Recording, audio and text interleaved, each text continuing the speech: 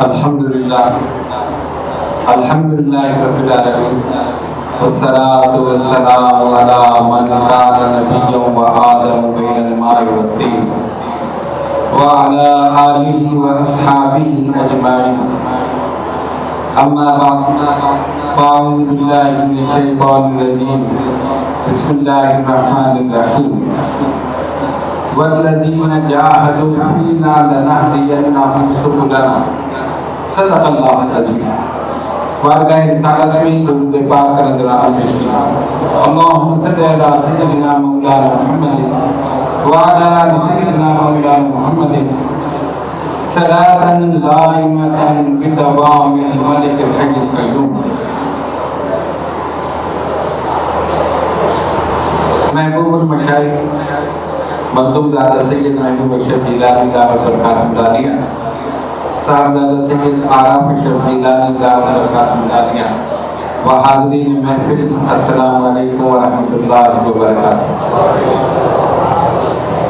جیسا کہ آپ کے علم میں ہے کہ آج کی یہ مبارک اور مقدس تقریب دعائے حفظ البحر کے چلے کی تکمیل کے سلسلے میں منعقد ہو رہی ہے.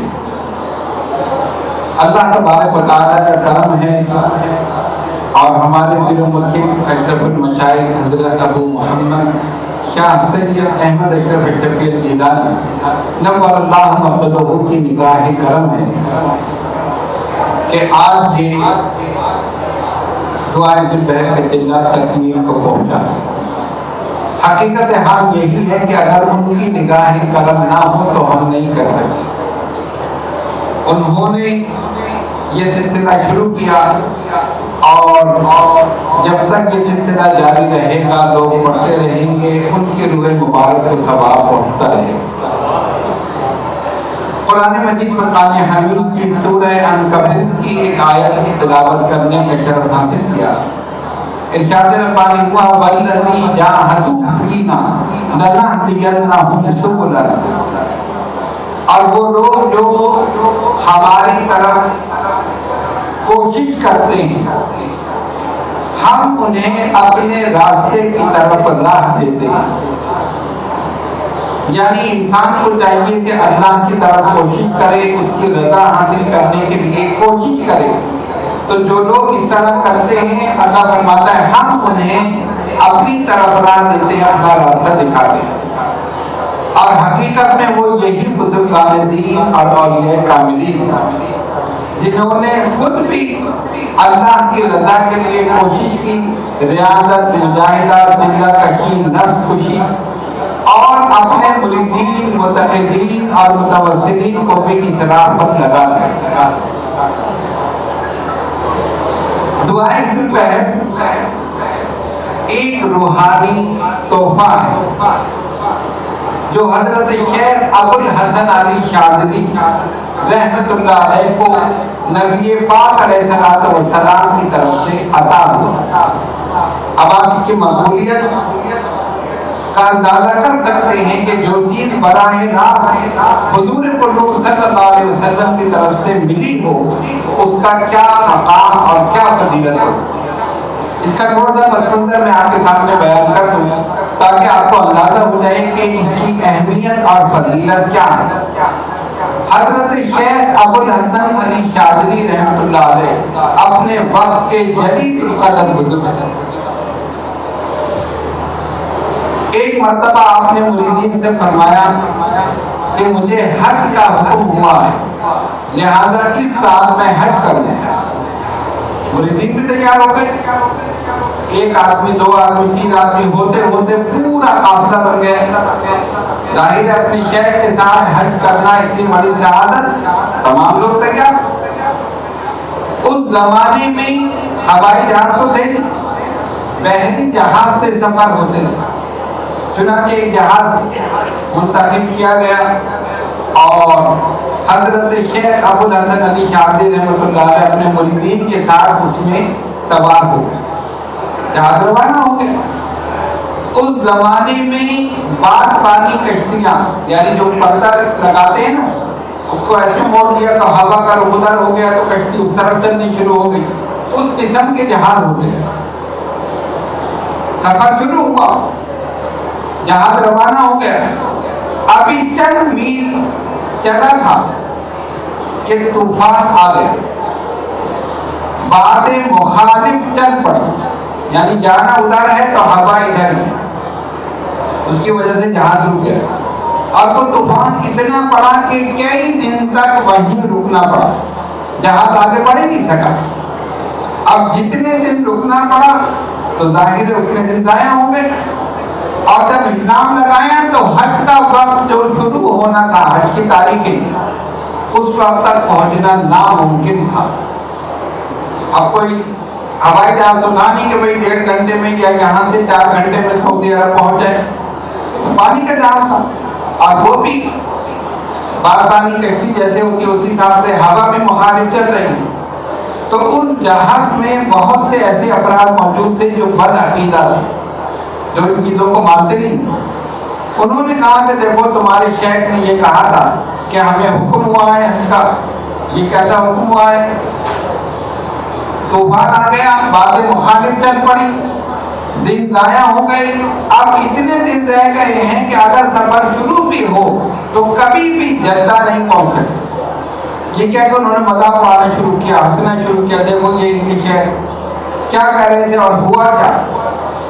आपको सब तकलीफ हुई उनकी बातें सुनकर, लेकिन कोई जवाब नहीं दिया।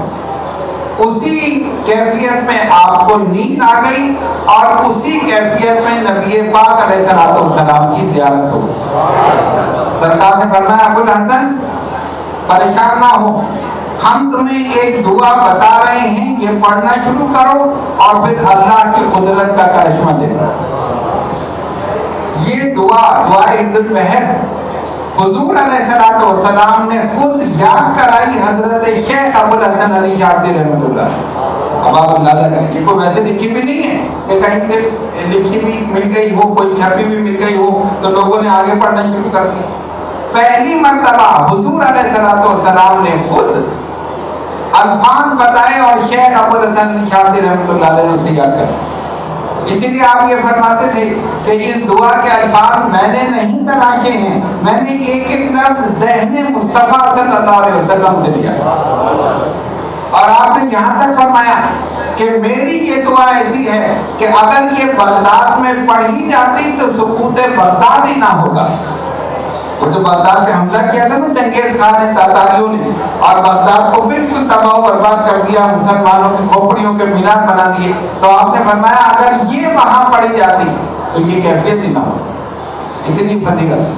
बहरहाल आप जब बेदार हुए तो अपने मुरीदीन को बुलाया, उनको ये दुआ याद कराई और कहा सब मिलकर पढ़ो। सबने पढ़ना शुरू कर दिया। अचानक बातें मवाफिक चल पड़ी, यानी हवा उसी तरफ की चली जिधर जाना था, और इतनी तेज हवा चली कि जो वक्त था वो भी पूरा हो गया और टाइम पर जद्दे की बंदरगाह पहुंची। अब ये देखकर सब हैरान रह गए, ये तो कुदरत का करिश्मा था ना भाई, जहाज को कोई धक्का तो लगाया नहीं जा सकता, पानी का जहाज और इतना बड़ा जहाज, और उसमें कोई ऐसा भी नहीं कि कोई आधार लगे हों, कोई स्पीड मीटर, कोई ऐसी कि भाई इसको तेज भगा रहे, वो तो अल्लाह का होगा। और अल्लाह ने अपने कुदरत का करिश्मा दिखाया, अपने वली की लाज रखी। सरकार दो आलम अलैहिस्सलाम ने फरमाया ये पढ़ो और करिश्मा देखो। वक्त से पहले पहुंच गए। जब ये वाक़या हुआ तो जितने भी ऐसे लोग थे वो सब ताइब हो गए और शेख के हाथ पर बैठ हो। अच्छा, उस जहाज का जो कप्तान था वो ईसाई था, उसके 2 नौजवान भी साथ सफर कर रहे थे, नौजवान बेटे, वो भी ईसाई। उन्होंने जब ये करिश्मा देखा तो बेटे तो मुसलमान हो गए, बाप ने कहा नहीं ये तो ऐसे ही हुआ है, ये तो इत्तेफाकी बात है कि वचन पड़ी पहुंच गया, ऐसी कोई की करामत नहीं है। तो जब वो रात को सोया तो उसने ख्वाब में देखा कि जन्नत है और जन्नत में सब दाखिल हो रहे हैं। इसके बेटे आए, वो भी दाखिल हो गए। इसने कहा नहीं मेरे बेटे दाखिल हो रहे हैं, ये भी जाने लगा। तो दरबार ने रोक दिया, नहीं ये सिर्फ मुसलमानों के लिए और किसी के लिए नहीं। अब जब इसने देखा आँख खुली तो फिर हैरान हुआ कि वाकई ये तो मसला है। शेख अबुल हसन निशाती रहमतुल्लाह अलैह के पास पहुंचा, सच्चे दिल से तौबा की और कलमा पढ़ के मुसलमान। ये है इस दुआ की फजीलत اور اس کا مقام اور اس کا مرتبہ آپ صرف اس سے اندازہ کر لیں کہ یہ کوئی چھپی ہوئی ویسی چیز نہیں، بعد میں اسے چھاپا گیا، پہلے حضور علیہ السلام نے خود پڑھی اور ان کو یاد کر 700 سال سے زائد عرصہ ہو چکا، تمام مشائخ طریقت نے اس کو اپنے ورد میں رکھا، اس کے ذریعے فیض و برکات حاصل کیے، مقامات حاصل کیے، درجات حاصل کیے، اور پھر اس دعا کو عام کر دیا، یعنی اپنے تک محدود نہیں رکھا، باقاعدہ اس کو چھپا کر مریدین میں تقسیم کر کہ تم سب پڑھتے رہو۔ دیگر سلاسل قادریہ، چشتیہ، نقشبندیہ، سہروردیہ سب اپنے اپنے طریقے پر یہ دعا پڑھتے ہیں اور اس کے ذریعے فیض و برکات حاصل کرتے ہیں۔ اب اس کا نام ہی دعا حفظ البحر، بحر کہتے ہیں دریا کو، سمندر، تو کیونکہ یہ سمندر میں ملی اس کا نام ہی یہی رکھ دیا دعا حفظ البحر۔ اور آپ جانتے ہیں سمندر میں سب کچھ ہو، سب کچھ سمندر کے اندر ہر چیز، تو اسی طرح دعا حفظ البحر یہ بھی ایک معرفت کا، روحانیت کا سمندر ہے، اس کے اندر رزق میں برکت ہے، روزگار میں ترقی ہے، لوگوں کی نگاہ میں عزت ہے، اور اللہ کا قرب حاصل کرنے کا ذریعہ ہے، سب کچھ اس کے اندر موجود ہے، بشرطے کہ آدمی اسے پابندی کے ساتھ پڑھے۔ اب جو لوگ پڑھتے ہیں وہ اس کے فوائد بھی حاصل کرتے ہیں، اس کے روحانی برکات اور اس کے ذریعے درجات بھی حاصل کرتے ہیں۔ اسی لیے ہمارے والد گرامی اشرف المشائخ حضرت ابو محمد شاہ سید احمد اشرف شفیع گیلانی قدس اللہ مقدسہ نے خود یہ دعا چھپوائی، اور سلسلہ اشرفیہ کے مطابق جو اس کے اشارات ہیں وہ سب اس میں لکھے، وہ دعا آپ سب کے پاس موجود ہے، اور ہم نے اپنی ویب سائٹ www.ashrafiyya.net اس پر بھی یہ دعا ڈالی تاکہ کوئی بھی وہاں سے اٹھائے اس کو ڈاؤن لوڈ کر لے اور اپنے موبائل میں جہاں چاہے وہ آرام سے پڑھ سکتا ہے۔ اب کوئی ایسی مشکل نہیں۔ اب مسئلہ کیا ہے کہ اس کی دعوت کے کئی طریقے ہیں۔ دعوت سمجھتے نا، آپ سمجھتے شاید کھانا نہیں، کھانا نہیں، وہ دعوت نہیں، آپ کی دعوت نہیں کر آج تو دعوت ہے کہ سارے پریشان نہیں۔ اس کی دعوت کا مطلب ہے بلانا، بلانے کا مطلب کیا ہم اس دعا کو بلا رہے ہیں؟ نہیں، ہم اس دعا کو اپنے سینے میں محفوظ کر رہے ہیں، ہم اس کی روحانیت کو بلا رہے ہیں، درجات کو، مراتب کو، فوائد کو، جتنی بھی چیزیں ہیں۔ تو دعوت کا مطلب ہر وظیفے کی ایک زکات ہوتی، تو اس کی بھی زکات، اور زکات کے مختلف طریقے ہیں۔ 3 دن احرام باندھ کر، غسل کر کے، روزہ رکھ کے 125 مرتبہ روزانہ پڑھیں، 3 دن، اور 3 دن بولنا نہیں ہے کسی سے، اور ترک حیوانات جلالی اور جمالی کے ساتھ صرف فروٹ کھا کے روزہ رکھنا ہے، فروٹ سے کھولنا، اور خوشی یہ ہے نا خوشی۔ اب آدمی سوچتا ہے میں کیسے کروں گا، میں نے روٹی کھاؤں گا نہیں تو میرے تو مسئلہ ہو جائے گا، میں نے اگر سالن نہیں کھایا، گوشت نہیں کھایا، یہ مسئلہ ہے ہی نہیں۔ مسئلہ کیا ہے؟ اگر آپ کریں گے تو اس کی روحانیت ہی ایسی ہوتی ہے کہ کھانے کو دل نہیں جائے گا۔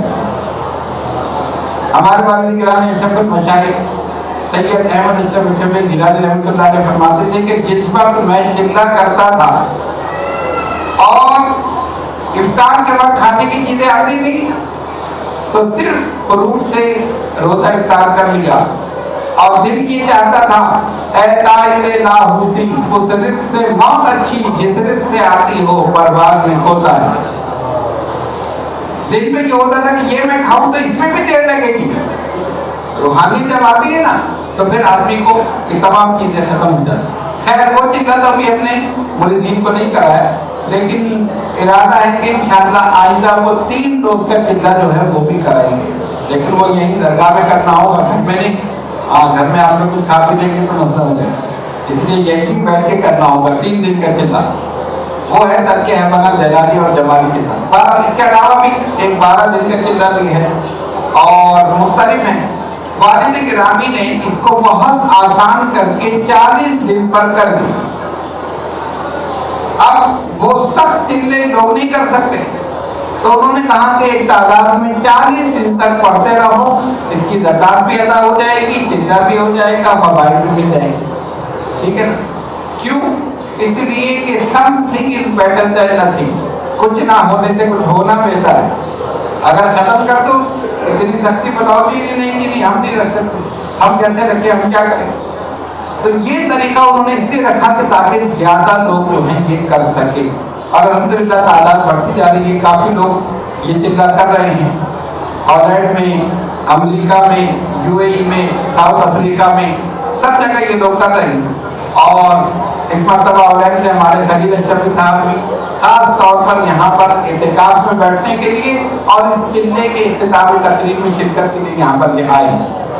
اب کی اس کے فیوز و برکات آپ دیکھیں، آج کل بھی بہت سے لوگ دعائے دوپہر کا چلہ کرا رہے ہیں، اور بہت سے مشائخین اجتماعی طور پر بھی، انفرادی طور پر بھی، اجتماعی طور پر زیادہ لوگ کر رہے ہیں، لیکن الحمدللہ ہمارے سلسلہ اشرفیہ میں ہر ایک کی ہم ان کو ان پہ کوئی تنقید نہیں کر رہے، ہر کوئی اپنے اپنے حساب سے اپنے سلسلے کے طریقے پر وہ چلہ کرا، جو لوگ کر رہے ہیں ان کو فوائد حاصل ہوں گے، لیکن ہمارے خانوادہ اشرفیہ کی یہ خصوصیت ہے کہ دادا حضور قبلہ قطب ربانی ابو مخدوم شاہ سید محمد طاہر اشرف شبیر جیلانی اور والد گرامی اشرف المشائخ ابو محمد شاہ سید احمد اشرف شبیر جیلانی دونوں اس دعا کے عامل تھے۔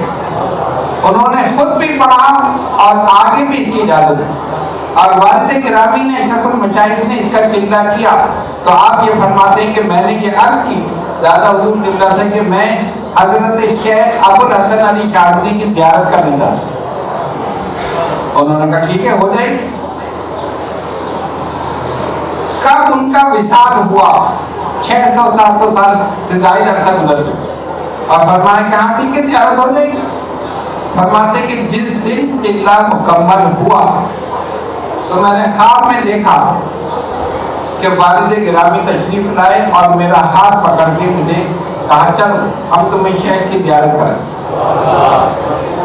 خواب میں یہ ساری بات ہو رہی، فرماتے کہ ایک میدان ہے، ہم چل رہے ہیں، وہ میرا ہاتھ پکڑ کے چلتے رہے، میں بھی چلتا رہا، سامنے قلعے نما عمارت نظر ہے، ایک بہت بڑا جیسے قلعہ ہوتا ہے نا اس کا دروازہ، وہاں پر 2 دربان بیٹھے ہیں، ان کے ہاتھ میں لکڑیاں وہ ایسے کراس میں کر کے بیٹھے تاکہ کوئی اندر نہ جائے۔ کہنے جیسے ہم قریب پہنچے انہوں نے ایسے ہٹا دیا، دروازہ کھول دیا، ہم داخل ہوئے۔ جب داخل ہوئے تو دیکھا کہ اندر بہت بڑی مسجد اور پوری مسجد لوگوں سے بھری ہوئی۔ تو کہتے ہیں کہ میں نے والد محترم سے کہا کہ مجھے وضو کرنا ہے، تو انہوں نے اشارہ کیا کہ دائیں طرف وضو خانہ ہے، یہاں سے وضو کر لو، جیسے مسجد میں ہوتے وضو خانے۔ تو وہ فرماتے کہ میں نے وہاں بیٹھ کے وضو کیا، انہوں نے دوبارہ میرے ہاتھ پکڑا اور لوگوں کے درمیان سے دیتے ہوئے مجھے چلے جائے، اور جتنے لوگ بیٹھے تھے سب سفید عمامے اور سفید جبہ، سفید لباس، اکثریت ایسی تھی جن کی داڑھی سفید تھی اور چہرے پر نور تھا، اور ایسے بھی تھے کہ جو نوجوان نظر آ رہے تھے۔ سامنے محراب تھی، محراب میں ایک بزرگ بیٹھے تھے، والد گرامی فرماتے کہ دادا حضور قبلہ ان کا ہاتھ پکڑ کے سیدھے لے کے چلے اور محراب میں جا کر کہا کہ یہ ہیں حضرت شیخ ابو الحسن علی شاذلی رحمۃ اللہ۔ فرماتے ہیں کہ ان کی سفید داڑھی، سفید عمامہ، چہرہ پر نور، اور ایسے جیسے نور کی شعائیں نکل رہی ہیں، اور وہ محراب میں بیٹھے اور اس انداز میں بیٹھے ہیں جیسے امام نماز پڑھا کے بیٹھتا ہے، اس طرف دعا ہوتی ہے تو اس طرف کر کے بیٹھے، اور ان کے سامنے ایک تھال رکھا ہے جس میں جلیبیاں رکھی ہوئی، اور انہوں نے والد گرامی فرماتے ہیں کہ مجھے دادا حضور قبلہ نے مجھے ان کی قدموں میں ڈال دیا اور کہا یہ آپ کا غلام ہے، آپ اسے ان کا حصہ دے دیں۔ تو فرماتے ہیں کہ میں بیٹھا، انہوں نے جلیبی اٹھائی اور مجھے کھلائی، ایک کھلائی، دوسری کھلائی، تیسری کھلائی، وہ کھلاتے رہے، میں کھاتا رہا گیا، یہاں تک کہ بالکل میرا پیٹ بھر گیا۔ ہوتا ہے نا آدمی شکم سیر ہو جاتا ہے کہ بس، کہتے جب انہوں نے دیکھا کہ میں کھا کے میرا بالکل پیٹ بھر گیا تو انہوں نے کہا دامن پھیلاؤ، کہتے میں نے اپنے کرتے کا دامن ایسے کر دیا، تو جلیبیاں اٹھا کے اس میں ڈالنی شروع، ایک دفعہ ڈالی، دوسری دفعہ، تیسری دفعہ، یہاں تک کہ اوپر تک، اور فرماتے کہ میں ایسے پکڑا ہوں اب پورے دامن میں جلیبیاں بھری ہوئی، اور اس کے بعد کہا جاؤ بیٹا یہ دعائے ذوالفیض کا فیض ہے، اب اسے بانٹتے رہے۔ اب فرماتے کہ اب میں وہ جب میں چلا کھڑا ہوا تو اسی انداز سے کہ کرتا آگے سے ایسے پکڑا ہے، دامن میں جلیبیاں ہیں اور میں جا رہا ہوں اور میں سوچ رہا ہوں کہ گھر جاؤں گا تو لوگ ہنسیں گے کہ یہ جلیبیاں اپنے کرتے میں ڈال کے لیا. یہ سب خواب کی بات نہیں. فرماتے میں ایسے کرتے کرتے اچانک میں کسی چیز سے ٹکرایا تو میری آنکھ کھل گئی. تو ہوا کیا تھا کہ میں سو رہا تھا کمرے میں, خواب میں چلنا شروع ہوا اور صحن میں جو ستون تھا اس سے میں ٹکرایا. تو دادا حضور اپنے کمرے سے آئے کہ آپ تم جاؤ تم گر جاؤ. یہ تھا خواب. اچھا پھر ایک اور کمال کی بات ہے, فرمایا جو جلیبیاں انہوں نے مجھے کھلائی اس کی مٹھاس میرے منہ میں موجود تھی. یہ ہے بزرگان دین کا فیض. وہ تو بدبخت ہے جو کہتے مر گئے مٹی ہو گئے, وہ تو مرنے کے بعد بھی فیض ہوتا ہے. اپنی زیارت بھی کرا دی, فیض بھی دے دیا, جلیبیاں بھی کھلا دی. تو وہ جلیبیاں نہیں تھی, اصل دعائے جو بہن کا فیض تھا. کہا جاؤ اس کو بتاتے رہو. تو آپ نے اس کے بعد یہ شروع کیا. اچھا بات یہ دیکھیں, یہ واقعہ انہوں نے اپنی زندگی میں نہیں بتایا کسی کو, ہمیں بتایا گھر والوں کو. عام طور پہ نہیں کہ مریدین میں بیٹھ کے ہاں بھائی ہم نے یہ کر لیا ہم نے یہ کر لیا, نہیں, اپنے آپ کو چھپاتے ہیں. جو جو زیارتیں ہوئی, کتنے بزرگان دین کو ان کو زیارتیں ہوئی, جو چلہ کرتے تھے اس چلے کا اس وظیفے کا جو عامل ہوتا تھا بزرگ اسی کی زیارت ہوتی. اصل بات یہ, اب بات کیا تھی کہ دل صاف ہے نا, زیارت کے لیے تو قلب کا صاف ہونا ضروری ہے نا. دل تو گناہوں کی آلودگی سے, غیبت ہم کرتے ہیں, جھوٹ ہم بولتے ہیں, چغلی ہم کھاتے ہیں, نماز ترک ہم کرتے ہیں, ساری چیزیں تو دل تو صاف ہے نہیں, دل تو گناہوں کی آلودگی میں ہے. نبی پاک علیہ السلام نے فرمایا آدمی ایک گناہ کرتا ہے دل پر ایک سیاہ دھبا آ جائے, اگر اس نے توبہ کر لی تو وہ نشان دور ہو گیا, اور اگر نہیں کی تو دوسرا نشان, پھر گناہ کیا تو تیسرا نشان, پھر گناہ کیا تو چوتھا نشان, ہوتے ہوتے پورا دل سیاہ ہو جائے. اور جب دل سیاہ ہو جائے تو پھر جائز ناجائز حلال حرام کسی چیز کی تمیز نہیں رہتی, انسان جو چاہتا کرتا. تو اسی دل کو صاف کرنا ہے, اور دل کو صاف کرنے کے لیے بزرگان دین نے یہی طریقہ رکھا. عبادت, ریاضت, مجاہدہ, چلہ کشی, ذکر, لا الہ الا اللہ. جب ضرب لگتی ہے دل صاف ہو جاتا ہے, پاک ہو جاتا ہے, شیطان دور ہو جاتا ہے, رحمان قریب ہو جاتا ہے. تو کیونکہ ان کا قلب صاف تھا اس لیے جس کی وہ چاہتے تھے اس بزرگ کی زیارت ہوئی.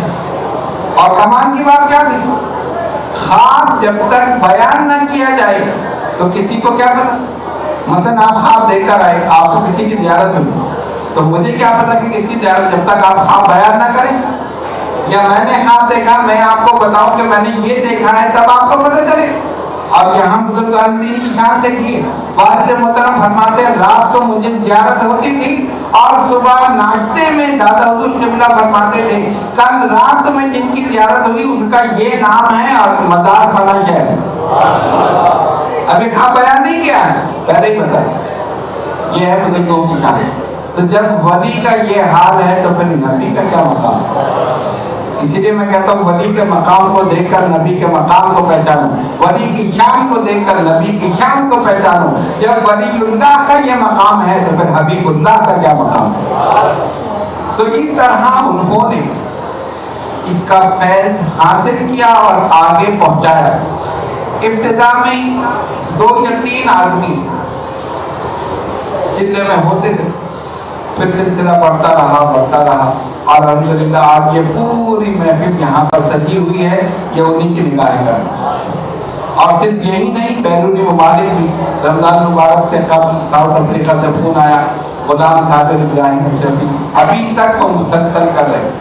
1975 میں وہ معلوم تحصیل ہو کے یہاں سے گئے تھے اور اس وقت سے آج تک ان کا چلہ رمضان مبارک پہ جاری. ہر سال رمضان سے قبل فون کرتے ہیں, اجازت لیتے ہیں اور پھر وہ کرتے ہیں. اور آگے بھی انہوں نے جو اپنے مریدین کو بتایا, والد گرامی کے وہ خلیفہ. اسی طرح عبدالرشید, مولانا عبدالرشید اشرفی موزمبیق میں, وہ بھی اسی طرح کر رہے ہیں اور خلیفہ ہیں. آگے انہوں نے بھی اس سلسلے کو پھیلایا. ہالینڈ میں, ساؤتھ افریقہ میں, جرمنی میں اور UAE میں, سعودی عرب میں, انڈیا میں, موریشس میں, جہاں جہاں بھی لوگ موجود ہیں سب اس دعا کو پڑھ رہے ہیں اور اس کے ذریعے فیض و برکات حاصل کر رہے ہیں. اب آپ حضرات پابندی کے ساتھ پڑھ رہے ہیں. بہت سے لوگ ایسے ہیں جنہوں نے کہا کہ ہم روزہ نہیں رکھ سکتے، مثلا رمضان کا نہیں، رمضان کی تو خیر پڑھو، اس کے علاوہ ہم نے ان کو بھی اجازت دے دی چلو پڑھو. پھر ہم نے ایک اہتمام یہ کیا کہ اللہ الصمد اس کا چلہ رجب سے شروع کرایا تاکہ وہ رمضان سے قبل ہی 40 دن پورے ہوں. اس میں روزے کی قید نہیں، اس میں کوئی پرہیز نہیں، صرف 3125 مرتبہ روز پڑھ لیں، 40 دن میں 1.25 لاکھ ہو جائے. تو اس میں تو بہت سے لوگوں نے اس طرح ظاہر وہ آسان تھا. تو اس میں خواتین کی بھی اکثریت، مردوں کی بھی، وہ بالکل اجازت دے دی جو چاہے کرے. یعنی اس میں ایسا بھی تھا کہ جو مریدین نہیں تھے دوسرے سلاسل کے، ان کو بھی اجازت دی اور الحمدللہ انہوں نے بھی کیا، اس کے ذریعے بھی دو برکات ہم سے. تو اس طرح تاکہ کسی طرح لوگوں کو اس طرف راغب کیا جائے، لوگ کوشش کریں رب کو راضی کرنے کے لیے، اس کا قرب حاصل کرنے کے لیے. قرآن کہتا ہے والذی جاہدوا فینا لنہدینہم سبلنا، جو ہماری طرف کوشش کرتا ہے ہماری خاطر، ہماری رضا کے لیے، لنہدینہم سبلنا، ہم اس کو ہدایت دیتے ہیں، ہم اس کو راستہ دکھاتے ہیں. تو جب تک یہ چیز نہیں اس وقت تک نہیں، یعنی کوشش جب تک نہیں ہوگی تو کیسے حاصل ہوگی. اور کوشش کا طریقہ یہی ہے کہ یہ بزرگان دین اور یہ کاملین نے یہ وظائف جو نہایت مجرم ہے. اب آپ دیکھیں کہ دعائے ذوالفطر کی فضیلت میں اور اس کی اہمیت میں اب کیا شک باقی رہ گیا جب سرکار نے خود عطا فرمائی. تو اس کی بڑی اہمیت ہے، اور جتنا آپ اس کا اہتمام کریں گے اتنی زیادہ فائدے حاصل ہوں. مثلا ایک صاحب چلتے پھرتے پڑھ رہے ہیں، ٹھیک ہے پڑھ لیا، ناقدی ہوئی، ثواب مل گیا. ایک صاحب ہے جو دعائے ذوالفطر پڑھ رہے ہیں لیکن باتیں بھی ساتھ ساتھ کر رہے ہیں، وہ بھی اپنی جگہ ہے. ایک اور ہیں جنہوں نے فجر کے بعد پڑھا تو پھر بھول گئے تو عصر کے بعد، پھر کبھی ظہر کے بعد، کبھی عشاء کے بعد، یہ سب پڑھ رہے ہیں. یہ کیا ہے، فارمیلٹی پوری ہو رہی ہے، چلو بھائی ناقدی ہوئی پڑھ لیں. لیکن ایک چیز ہے اہتمام کرنا، وقت متعین کرنا. عصر کے بعد ہے تو عصر کے بعد ہی پڑھنا ہے، چاہے دنیا ادھر سے ادھر ہو جائے. اگر عشاء کے بعد ہے تو عشاء کے بعد ہی پڑھنا ہے، چاہے دنیا ادھر سے ادھر ہو جائے. وقت ایک ہو، اگر مصلی ایک ہو تو سبحان اللہ، اگر جگہ ایک ہو تو سبحان اللہ. آپ دیکھتے ہیں نا بزرگان دین اور یہ کاملین نے جو اپنے حجرے بنائے وہ اسی لیے یکسوئی کے ساتھ تمام خیالات ذہن سے نکال کر صرف اور صرف اللہ کی رضا، اس کی یاد ذہن میں، تو ہو تیرا جلوہ ہو اور گوشہ تنہا، اور کوئی نہیں. پاک پٹن جائیں تو حضرت علاؤالدین علی احمد صابر کرگیری کا حجرہ موجود ہے. ڈھاکہ دربار جائیں تو سلطان الہند غریب نواز کا حجرہ موجود ہے. پنڈوا شریف انڈیا جائیں تو حضرت مخدوم سمنانی کا حجرہ موجود ہے. یہ سارے حجرے جو ہیں وہ کیوں ہیں؟ اسی لیے کہ انہوں نے عبادات کا اہتمام کیا اور ذوق اور شوق کے ساتھ عبادت کی. اللہ نے ان کو درجات، مراتب، مقامات عطا کر دی. تو اب آپ حضرات میں سے جو بھی جتنا اہتمام کرے گا اتنا فیض ملے. وہ الگ بات ہے کہ کبھی اتفاق ہے، کوئی ایمرجنسی ہو گئی، ٹائم آگے پیچھے ہو گیا اور آپ نہ پڑھ سکے تو اس میں تو کوئی ایسا مسئلہ نہیں ہے. لیکن جان بوجھ کر ایسا کرنا کہ چلو ابھی نہیں پڑھے چلو صبح پڑھ لیں گے، صبح نہیں تو شام کو پڑھ لیں گے، اگر آج نہیں پڑھے تو چلو کل پڑھ لیں گے، ایسا نہیں ہونا. استقامت، ثم استقاموا، اللہ فرماتا ہے انہوں نے استقامت اختیار کی. تو جب استقامت اختیار کریں گے تو پھر تتنزل علیہم الملائکہ، پھر ملائکہ کا نزول. تو کہنے کا مقصد یہ تھا کہ آج الحمدللہ آپ تمام حضرات نے یہ مکمل کر لیا، اور اس میں یہی سوچنا چاہیے کہ یہ سب ہمارے پیر و مرشد کی نگاہ کرم. آپ نہیں سوچنا کہ میں نے کر لیا، نہیں، ہم نہیں کر سکتے. انہوں نے کروا دیا، یہ ان کا کرم ہے کہ انہوں نے ہم سے کروا دیا. اور انشاءاللہ ان کی نگاہ کرم رہے گی، جب تک رہے گی انشاءاللہ ہمیشہ رہے گی، تو ہمیشہ اسی طرح چلتے رہیں گے. بس آخری ہدایت یہ ہے کہ اب جو لوگ جس تعداد میں عام طور پر پڑھ رہے تھے عام دنوں میں، وہ اسی تعداد میں پڑھیں. کیونکہ چلے کے دوران آپ نے بہت سے لوگوں کی تعداد بڑھائی تھی، کوئی 7، کوئی 11، کوئی 9. اگر کوئی 3 پڑھ رہا ہے تو عام دنوں میں بھی 3 پڑھ لیں، دو پڑھ رہا ہے تو دو پڑھنے، کوئی ایک پڑھ رہا ہے تو ایک پڑھنے، 12 کو ہی تعداد ہے جو رہی۔